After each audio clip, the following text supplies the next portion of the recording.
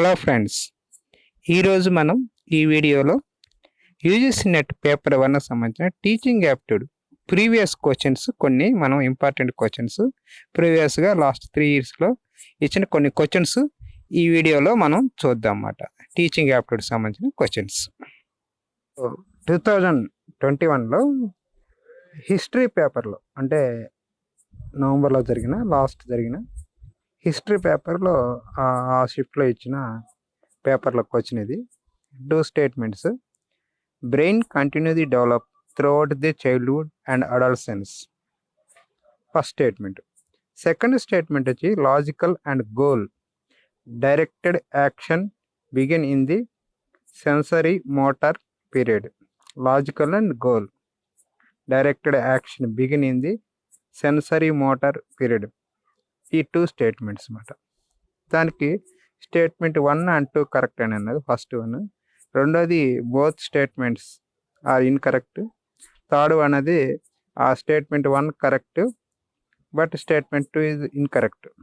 Fourth one వచ్చి statement 1 is incorrect, statement 2 is correct అని వచ్చింది. దీంట్లో మనకు ఆన్సర్ వచ్చేసి బోత్ స్టేట్మెంట్స్ 1 and 2 ఇచ్చి కరెక్ట్ అన్నమాట. ఎందుకంటే brain continues development throughout the childhood adolescence. Logical goal అంటే directed actions begin with the sensory motor period, అంటే మనకి సైకాలజీగా అంటే మెంటల్ మెచ్యూరిటీ పీరియడ్ అంటే సైకోమోటర్ అంటాం కదా, ఆ ఏరియా ఆ టైంలో ఆ మెంటల్ డెవలప్మెంట్ ఉంటుంది అన్నమాట. దీనికి సంబంధించి రెండు అంటే దీనికి ఇది ఎక్స్ప్లెనేషన్ అంటే మనం కరెక్ట్ చెప్పలేము, కానీ అట్లాంటిది ఏమి ఇవ్వలేదు కాబట్టి 2 స్టేట్మెంట్స్ కరెక్ట్. అలాగే 2021లో నవంబర్లో లైబ్రరీ సైన్స్ వాళ్ళకి ఆ షిఫ్ట్లో ఇచ్చిన పేపర్లోకి వచ్చినది. Which of the following are the major recommendation of national new education policy 2020 related the higher education అన్నాడు. To increase GR from 26.3 to 50% by 2035కి. Establish world class universities, second one. C వచ్చేసి light but tight regulated by the single regular for the higher education. Fourth వచ్చేసి promoting research in science and technology. ఈ వచ్చేసి opening of 15 more universities అన్నాడు. ఇక్కడ first one A and B అన్నాడు, A and C అన్నాడు, B and D అన్నాడు, D and E అన్నాడు. ఇక్కడ వచ్చే ఆన్సర్ వచ్చేసి B and D. Establish world class universities and D వచ్చేసి promoting research in science and technology. ఈ 2 ఆన్సర్స్. న్యూ ఎడ్యుకేషన్ పాలసీలో కూడా చాలా క్రిటికల్గా అడుగుతున్నాడు. ఆ డాక్యుమెంట్స్ క్లియర్గా చదివితే మనకి చాలా క్వశ్చన్స్కి ఆన్సర్ చేయొచ్చు. అయితే పాయింట్స్ అన్ని కరెక్ట్గా నోట్ చేసుకోవాలి మరి. అలాగే దాంట్లో ఆ పేపర్లోనే ఇచ్చింది which of the following are the characteristics of adults దాని గురించి ప్రీవియస్ వీడియోలో తెలుసుకున్నాము. దీంట్లో వాళ్ళ 1 ఆఫ్ ది క్యారెక్టరిస్టిక్స్ అడిగాడు అనమాట. వాళ్ళ క్యారెక్టరిస్టిక్స్ అనేది increase the independent from the adult control, rapid physiological changes and emotionally matured, action rationally, increase the focus on the activities with the peer groups అన్నాడు. ఇప్పుడు వీటిలో ఏది అన్నాడు, ఏ అండ్ బియా లేదా ఏబిసియా లేదా ఏబి అండ్ డియా, ఏబి అండ్ ఈయా అన్నాడు. దీంట్లో answer వచ్చేసి ఏ అండ్ బి అన్నాడు. Increase the independent from the adult control, అది మామూలు తెలిసింది అందరికీ. అలాగే ర్యాపిడ్ ఫిజియలాజికల్ అంటే ఫిజికల్ చేంజెస్ ఉంటాయి. అయితే increase the focus on the activities with peer group కూడా కొంతవరకు మనం చెప్పుకోవచ్చు అది కూడా, కానీ ఇక్కడ ఆన్సర్ ప్రకారం అయితే ఏ అండ్ బి వచ్చిందన్నమాట. అంటే పీర్ గ్రూప్ మీద కూడా ఎక్కువ కాన్సన్ట్రేషన్ ఉంటుంది ఆ ఏజ్లో, కానీ ఆ first and A and B అనేది ఇక్కడ ఆన్సర్ అన్నమాట. నెక్స్ట్ అదే పేపర్లో in learner-centric approach a teacher should clarify the concepts of the citing examples, B which demonstrates inside the classroom, explain the concept by using the adequate support materials, facilitate students learning. ఇవి 4 మాట. దీంట్లో answer వచ్చి facilitate student learning. అంతే కదా, student centric అన్నప్పుడు వాళ్ళకి facilities, వాళ్ళ లెర్నింగ్కి facilities కల్పించడమే వాళ్ళకు అనుగుణంగా ఇవి. అందుకని ఫెసిలిటేట్ స్టూడెంట్ లెర్నింగ్ అనేది right answer. 4th one right answer D. Next June 2020లో లైబ్రరీ సైన్స్ ఇచ్చిన ఫస్ట్ పేపర్లో ఇచ్చిన క్వశ్చన్ ఇది. Which of the following will be make a student as good listener in the class room? Which of the following will be make a student a good listener in the classroom? Ability to deflect attention, concentration, desire to understand, emotional outburst, humility to know, ignoring the other side. ఇటులో ఏవి అన్నాడు. దీంట్లో answer వచ్చేసి BC and ఈ. BC and ఈ అంటే concentration ఉంది, next desire to understand ఉంది, next humility to know. ఈ మూడు వచ్చేసి దానికి రైట్ ఆన్సర్. అలాగే జూన్ 2019 పేపర్ ఇది. Cone of experience relative teaching learning was suggested by. ఇది మనకి ప్రీవియస్ కూడా చూసాం మెథడ్స్లో. దాంట్లో కోన్ ఆఫ్ ఎక్స్పీరియన్స్ గ్రాఫ్ కూడా చూసాం దాన్ని. అది వచ్చేసి జాన్ డెవియా, కిల్పాట్రిక్, ఫ్రేబల్, లేకపోతే యంగర్ డేల్.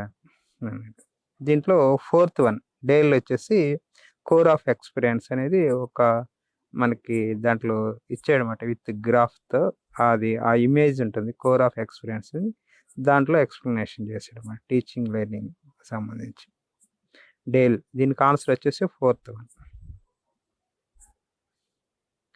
అలాగే 28th జూన్ 2019 మార్నింగ్ షిఫ్ట్లో ఇచ్చింది ఇది. Which of the following is social characteristics of learning? మనం ప్రీవియస్ వీడియోలో తెలుసుకున్నాం సోషల్ క్యారెక్టరిస్టిక్స్, సైకోమోటర్ క్యారెక్టరిస్టిక్స్ అవన్నీ దానికి సంబంధించినవి లెర్నర్ క్యారెక్టరిస్టిక్స్లో. దాంట్లో సోషల్ క్యారెక్టరిస్టిక్స్ ఆఫ్ లెర్నర్స్ అన్నాడు. దీంట్లో power of sensory perception number 1, 2 thinking ability, 3 వచ్చి power of synthetic imagination, 4th వచ్చి ability to relate one self with others. Which of the following social characteristics? అక్కడ గుర్తుపెట్టుకోండి, సోషల్ క్యారెక్టరిస్టిక్. సెన్సరీ అనేది అది psychomotor, thinking అనేది కూడా psychomotor, power of synthetic imagination అది కూడా అది కాదు. సోషల్ అంటే ability to relate the one self with others, that is only social characteristics అన్నమాట. సైకోమోటర్ కాదు, ఇక్కడ సోషల్ క్యారెక్టరిస్టిక్స్. అకాడమిక్ కూడా కాదు, ఇక్కడ ఓన్లీ సోషల్ క్యారెక్టరిస్టిక్స్ అన్నాడు కాబట్టి 4th వన్ రైట్ ఆన్సర్ అవుతుంది అన్నమాట. 20వ తేదీ దాన్ని మార్నింగ్ షిఫ్ట్లో ఇది కూడా. Which is the characteristics of formative evaluation? మనం దీని గురించి కూడా తెలుసుకున్నాం వీడియోలో, ప్రీవియస్ వీడియోస్లో. ఫార్మేటివ్ ఎవాల్యుయేషన్, సమ్మేటివ్ ఎవాల్యుయేషన్స్ అవన్నీ. దీంట్లో ఈ కింద వాటిలో ఏది ఫార్మేటివ్ ఎవాల్యుయేషన్ క్యారెక్టరిస్టిక్స్ అన్నాడు. Evaluation at the time of terminal point, evaluation used before the programme design, evaluation related indicating learning outcome of teaching, evaluation conducted during the teaching. ఇది ఈ 4 ఇచ్చాడు.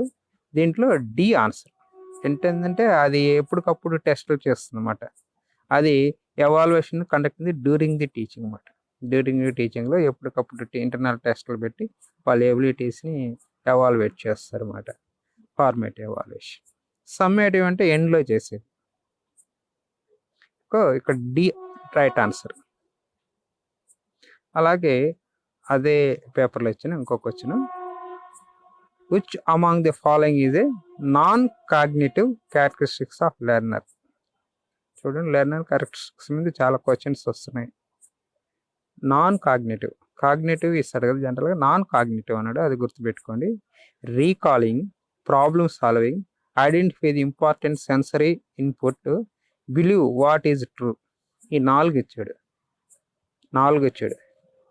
నాన్ కాగ్నిటివ్, రీకాలింగ్ అనేది అది కూడా cognitive సంబంధించింది. Problem solving అనేది cognitive సంబంధించి. Identify the important sensory inputs వచ్చి cognitive. Believing what is true అనేది మాత్రమే నాన్ కాగ్నిటివ్ కిందకి వస్తుంది అనమాట. అవి 3 మెంటల్ దానికి సంబంధించి, సైకోమోటర్ సంబంధించి, కాగ్నిటివ్ లెర్నర్ దానికి సంబంధించి క్యారెక్టరిస్టిక్స్. ఈ లాస్ట్ వన్ అదొక్కటి non cognitive, believing what is true అనేది. అందుకని ఇక్కడ D answer. Next, field of the study which is role of playing, simulation and self evaluation as strategies for the adult learners is known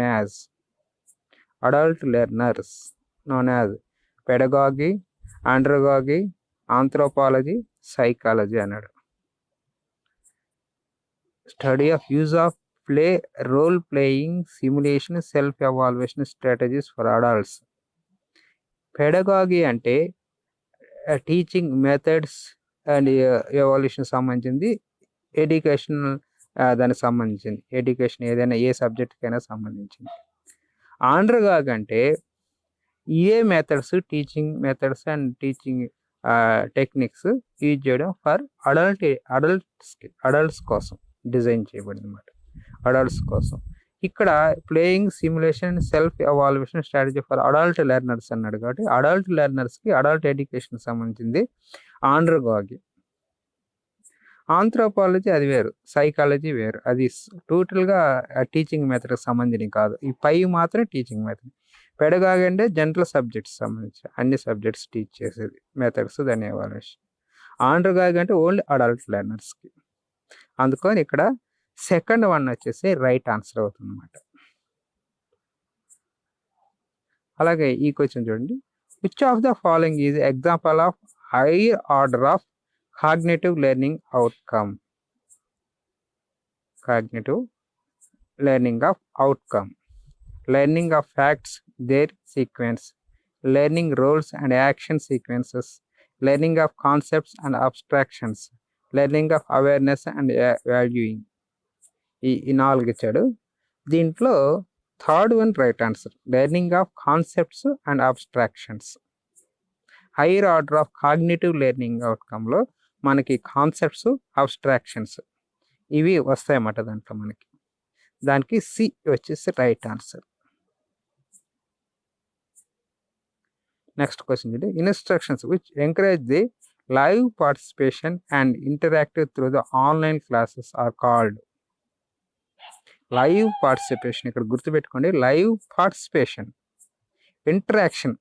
interaction కూడా ఉంటుంది ఇక్కడ. Through online classes are called synchronous instructions, asynchronous instructions, traditional instructions, theoretical instructions.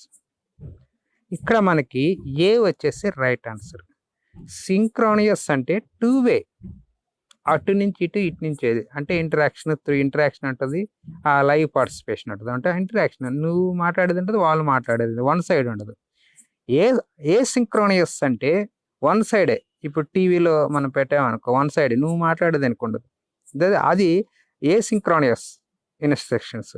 సింక్రోనియస్ అంటే 2 వే ఉంటుంది అనమాట. 1 వే ఉంది, ఇప్పుడు radio ఉంది, TV ఉంది, అవి వన్ సైడే, వాళ్ళు చెప్పిన క్లాసెస్ వింటావు అంతే, నువ్వు ఇంటరాక్షన్ చేయడానికి ఉండదు. సో దాన్ని ఏ సింక్రోనియస్ అంటారు. సింక్రోనియస్ అంటే ఇప్పుడు గూగుల్ మీట్లో, మనం జూమ్లో ఇవి ఉంటాయి కదా, ఇవన్నీ సింక్రోనియస్ ఇన్స్ట్రక్షన్స్ కింద చెప్పొచ్చు. మనం వాటిలో మనం క్వశ్చన్స్ అడగచ్చు, వాళ్ళు ఆన్సర్ చేయొచ్చు అవన్నీ. This is synchronous. Online conferences కానీ ఇవన్నీ. సో ఇంక ట్రెడిషనల్ ఇన్స్ట్రక్షన్స్ మా వాళ్ళు ఆన్లైన్ కాదు, అది థియరాటికల్ ఇన్స్ట్రక్షన్స్, అది కూడా ఆన్లైన్ కాదు. ఈ ఆన్లైన్ ఈ రెండిట్లో మనకి ఇక్కడ ఆన్సర్ వచ్చేసి సింక్రోనియస్. గుర్తుపెట్టుకోండి, సింక్రోనియస్ అంటే 2 వే ఉంటుంది, ఏ సింక్రోనియస్ అంటే 1 వే ఉంటుంది. నెక్స్ట్ క్వశ్చన్ చూడండి, peer group interaction in the class room help in concept understanding, realizing one's misunderstanding, rapport building, coaching. దీంట్లో concept understanding, peer group interaction అంటే మన స్టూడెంట్స్ మధ్యన ఇంటరాక్షన్ మనం డిస్కషన్ చేస్తే దేనికి పనికొస్తుంది అంటే కాన్సెప్ట్ అండర్స్టాండింగ్కి పనికొస్తుంది అనమాట. అది ఫస్ట్ వన్ రైట్ ఆన్సర్ ఇక్కడ. నెక్స్ట్ క్వశ్చన్ చూడండి, Listening is important for a teacher to address the requirement of the learner, gain knowledge, keep the learners in good humor, evaluate the learners for the progress made అన్నాడు. Learning is important for teachers to address the requirement of the learners. అది వచ్చేసి right answer అవుతుంది. First one వచ్చేసి ఇక్కడ right answer. Gain knowledge అని కాదు, address the requirement of the learners. First one right answer. Next చూడండి, 26 June 2019 ఇచ్చిన evening shift ఉంది. స్టూడెంట్-centric classroom is meant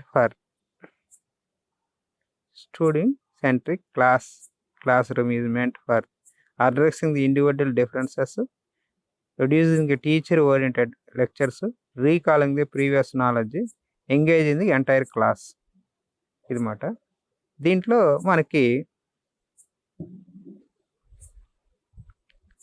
మనకి ఫస్ట్ వన్ రైట్ ఆన్సర్ అవుతుంది.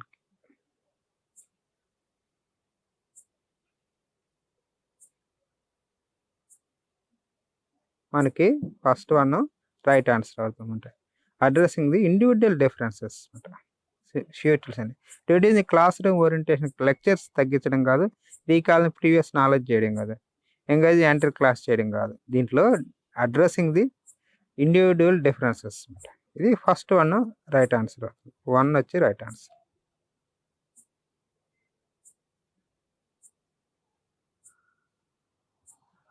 నెక్స్ట్ చూడండి, a teacher intend to find out the learning difficulties of the student.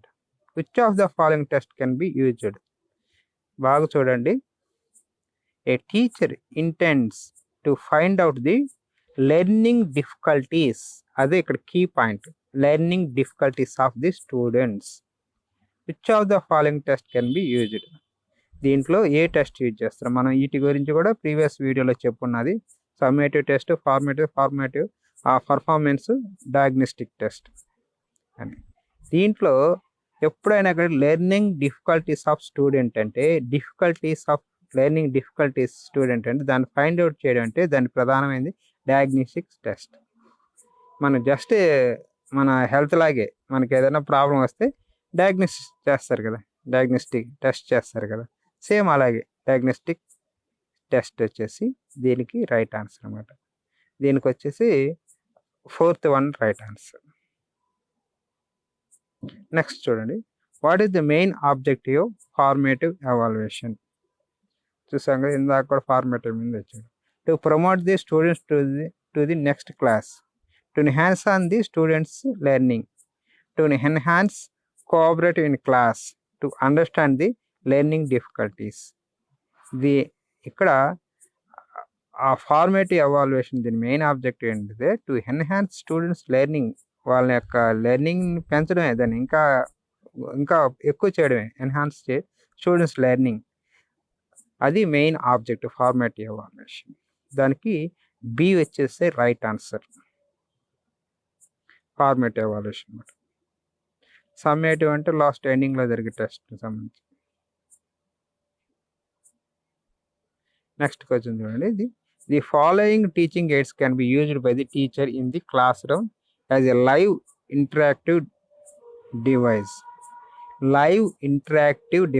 చూడండి, ఇందాక కూడా online interactive అని వచ్చింది, ఇక్కడ లైవ్ ఇంటరాక్టివ్ డివైజెస్ అన్నాడు. దీంట్లో ఈమెయిల్ అన్నాడు, స్కైఫై అన్నాడు, ఆన్లైన్ చాట్ అన్నాడు, టెలికాన్ఫరెన్సింగ్ అన్నాడు, ఫేస్బుక్ అన్నాడు, బ్లాగ్ అన్నాడు. వీటిలో ఇప్పుడు ఇంటరాక్టివ్ అంటే 2 వే, ఇక్కడ మీరే చూసుకోవచ్చు 2 వే ఏ ఉన్నాయని. ఇప్పుడు ఈమెయిల్ ఇంటరాక్టివ్ పనికొస్తుందా? ఆన్సర్ చేస్తే మళ్ళీ ఆన్సర్ చేయడానికి పనికొస్తుంది. ఇంటరాక్టివ్ పనికొస్తుందా? Skype okay, online chat okay, teleconference okay, Facebook లేదు, బ్లాగు కాదు. మనకి ఇక్కడ 2, 3, 4 అంటే బిసిడి BCD అనేది రైట్ ఆన్సర్ అవుతుంది మనకి. అంటే స్కైఫైలో మనం అందరం మాట్లాడతాము, ఇంటరాక్ట్ చేస్తాం. ఆన్లైన్ చాట్ ఇంటరాక్టివ్, అలా టెలికాన్ఫరెన్స్లో మాట్లాడతాం. ఈ ఈమెయిల్ అలా కాదుగా, ఇంటరాక్టివ్ ఉండదు. మనం పంపిస్తే తర్వాత వాళ్ళు ఆన్సర్ తర్వాత పంపిస్తారు. ఇంటరాక్టివ్ డిస్కషన్ కుదరదు. ఆన్లైన్ లైవ్ ఇంటరాక్షన్ కుదరదు అంటే. అలాగే ఫేస్బుక్లో లైవ్ ఇంటరాక్షన్ కుదరదు. కొన్ని చాటింగ్ ఫేస్బుక్లో కూడా చాటింగ్ ఉన్నది, మనకి ఇక్కడ చాటింగ్ సపరేట్ ఇచ్చాడు కూడా. జనరల్ ఫేస్బుక్ ఫీచర్ ఏంటనేది చూడాలి. అలాగే బ్లాగ్ కూడా అలా కాదు. సో అందుకని ఇక్కడ B, C అండ్ D అనేది రైట్ ఆన్సర్, అంటే సెకండ్ అది రైట్ ఆన్సర్. అలాగే 26 జూన్ 2019 మార్నింగ్ షిఫ్ట్లో ఇది. Which of the strategies in the list given below will be associated with the direct teaching. దీనిలో direct teaching, providing the examples and explanation, promoting the inquiry, focusing on concepts, giving the reviews and recapitulation, offering the practice and feedback, problem raising and problem solving. వీటిలో ఏంటన్నాడు, దీంట్లో మనకి 1, 4, 5.